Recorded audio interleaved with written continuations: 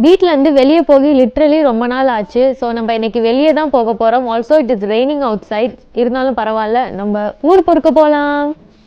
Guys, வெளியே கிளம்ப போகிற நேரத்தில் இந்தியாவிலேருந்து பார்சல் வந்திருக்கு.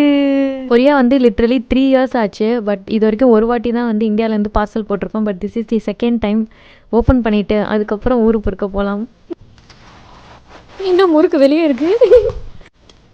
கைஸ், இதில் பாதி தான் இருக்குது, பாதி கஸ்டம்ஸில் சாப்பிட்டாங்களான்னு தெரில. இன்னொரு டப்பா ஃபுல்லாக இருக்குது. இருங்க, என்னமோ ஏதோ ஒரு ஸ்வீட் வந்து ஸ்மெல் வருது, அதை எங்களால் கண்டுபிடிக்க முடியல. இது வந்து பஸ்ஸு போகிற லேனு. பட் எவ்வளோ டிராஃபிக்காக இருந்தாலுமே இந்த லேனில் வந்து யாருமே வரமாட்டாங்க பாருங்க.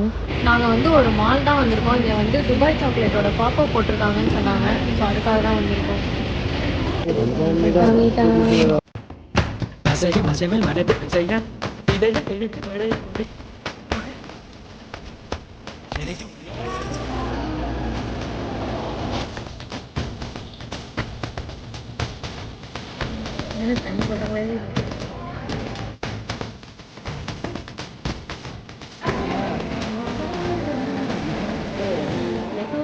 அடுத்து வந்து காஃபி ஷாப் தான் போக போகிறோம்.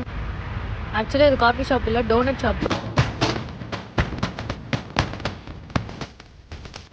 இன்னைக்கு வந்து என் காட்டில் தான் மலைன்ற மாதிரி எங்கே போனாலும் துபாய் சாக்லேட் தான்.